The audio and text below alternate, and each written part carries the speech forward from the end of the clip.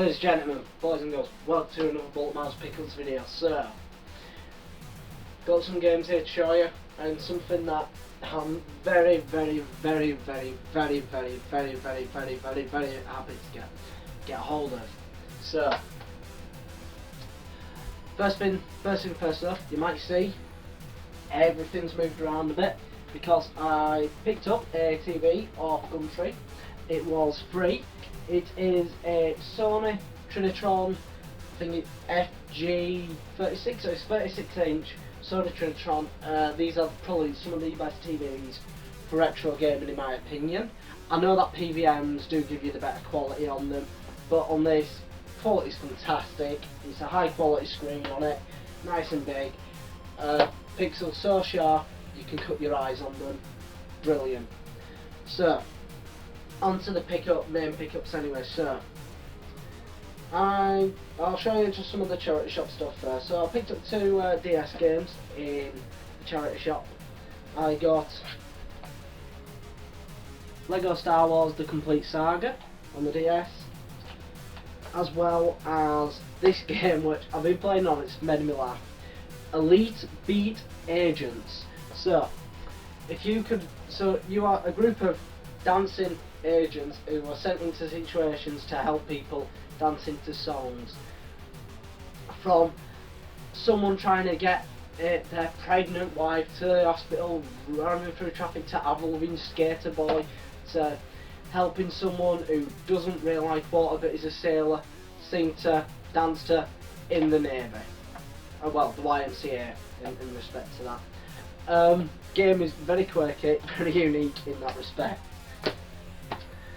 So, other games that I've got here, I got these from Convert to Cash in Leeds. Convert to Cash is a worthwhile start if you are into retro gaming and you are in the Leeds area. Pricing wise, the prices are good. They tend not to overrate the start too much on the games. I've mentioned them before in the previous one where I got Armour Marines at a discount price because it was missing manual and stuff like that as well. I mean, you can haggle with them. Prices reasonable as they are, to be honest. Obviously stuff behind the counter going to be a bit more expensive, but overall pricing wise really good with them. So I picked up 3 games from there. All 3 of these were under £10, so some were £5 and the other 2 were like 7 in that respect. So first one I picked up is something that I've been wanting on my Master System and to put with my Master System collection, and that is Super Thunderblade. Not complete, but you know, it's still worth it, and I'll say this one about £5. Actually, this was about £5, so I have to get hold of this. Game, very good game. Does actually show off the power of the Master System as well, which is a good thing, because not a lot of games really show off what it can do, even though a lot of them are only first party titles. But this really shows it off what it can do. Great vertical shooter, arcade fun. A lot of replay value, obviously, with being arcadey as well. You can go back to it. It's all about beating your high score. I mean, you fly, you know, well, the Thunderblade, which seems to be like an Apache helicopter, and you're just shooting down enemies here and there and everywhere. You're bombing, like, you know, vehicles on the road, everything like that.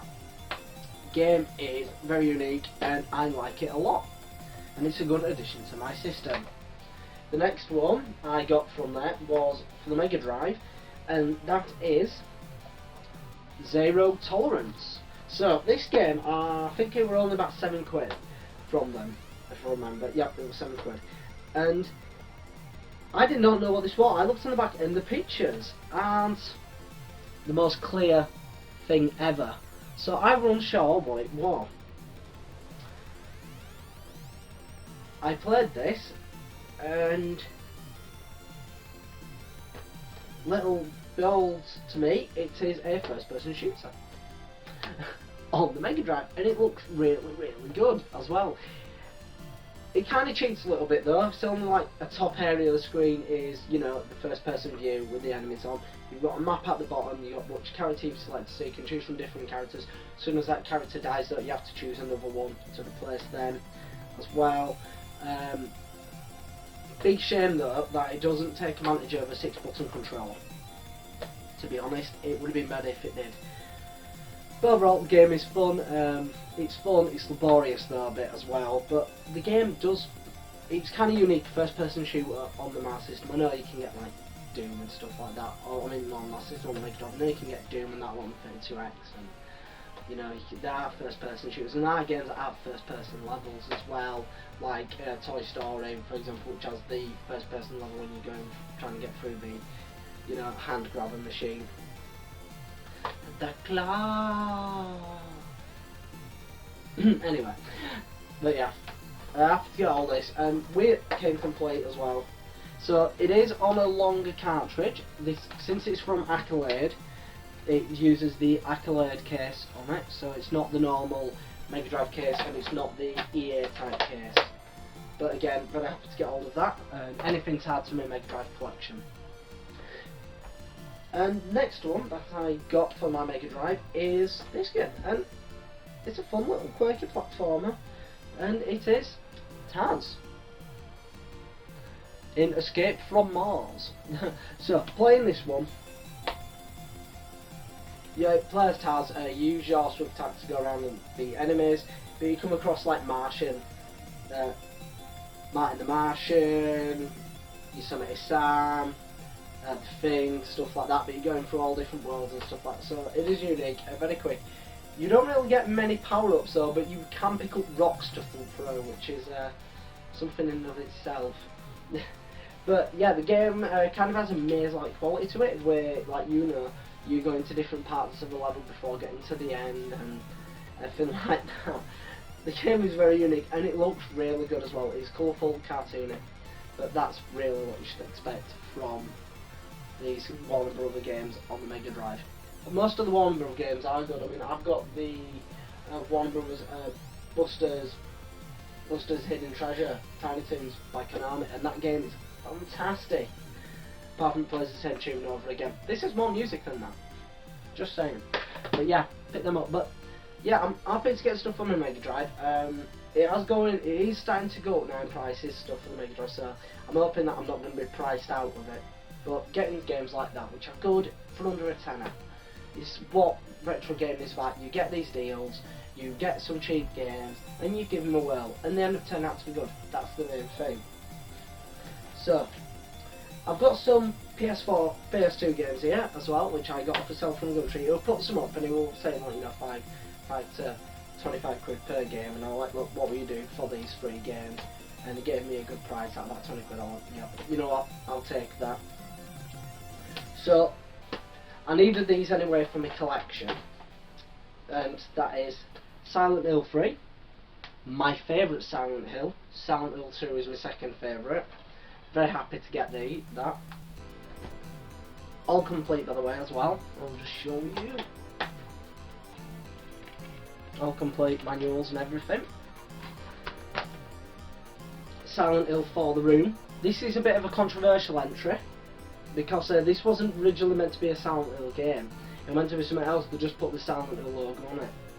But it's weird because you've got a first-person view when you're going around your house, and then you've got, obviously, then you leave through like this wormhole, takes you to different places, and then you can go to, you know, then it goes to your third-person typical Silent Hill, psychological horror type of thing. The game is very good, and it has got some really well-produced jump scares in it as well.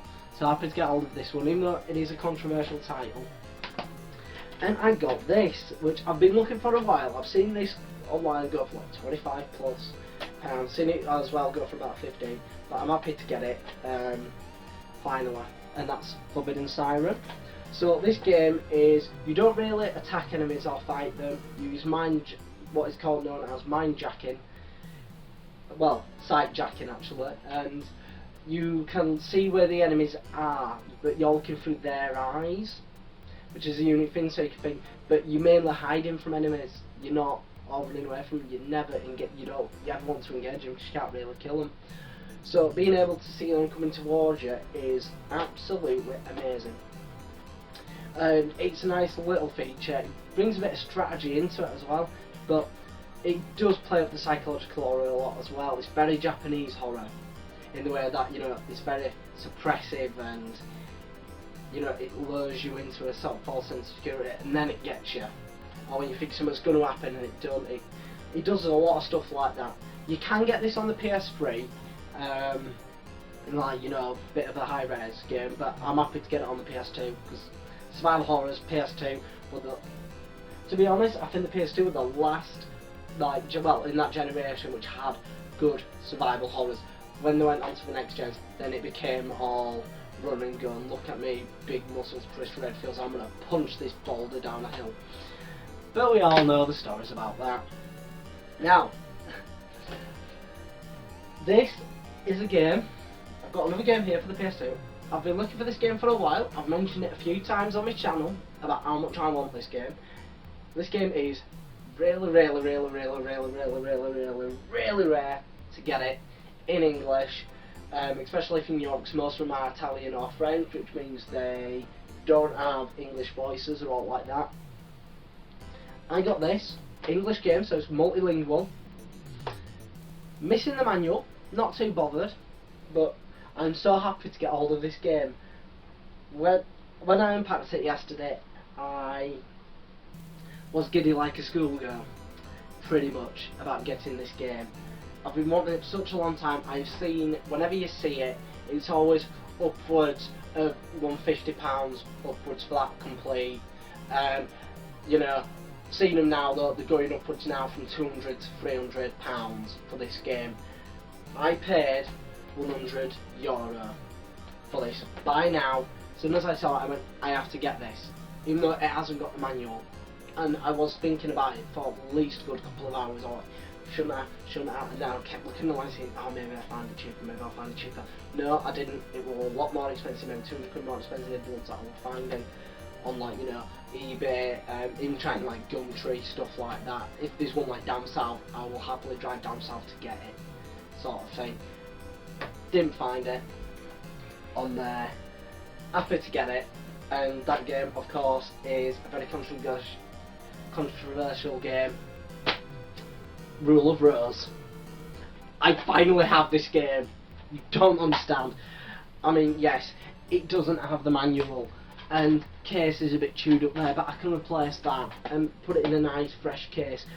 This game is so good anyway.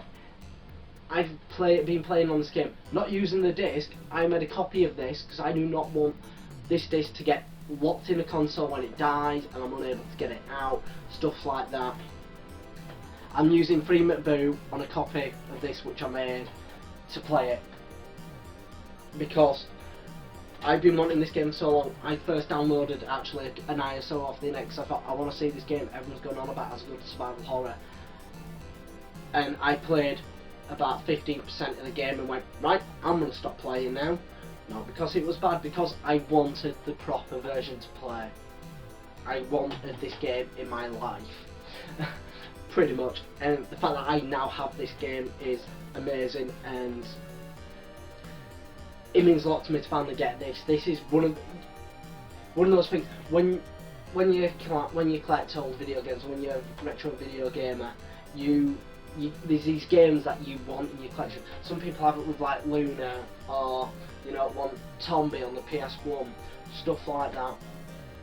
Or maybe at least, for me, this is equivalent of someone who collects primarily NES stuff getting, like, I don't know, the Nintendo World Championship cartridge or something like that, or the Action 52. This is that to me. This means that much to me. This is something that I'm going to be holding on to forever now. And it will be played though. I'm playing it at the moment. I'm delving into it. I'm recording footage for it because I'm gonna do a full review of this game. This is the next review, and I can't wait to do a review on it. I've got a lot to say about this game, why I love it, what problems it has. It's not perfect, but why I love it, and what's good about it to me. You know, and what are the problems in the game, because, you know, no game's perfect. But yeah, if you ever come across this game and it's below £100, no matter if it's got manual or not, I'm going to say jump on it there and then. You will not regret this purchase. It is a great game, and when I do the review you'll see why. And I don't want to put it down. I'm really excited.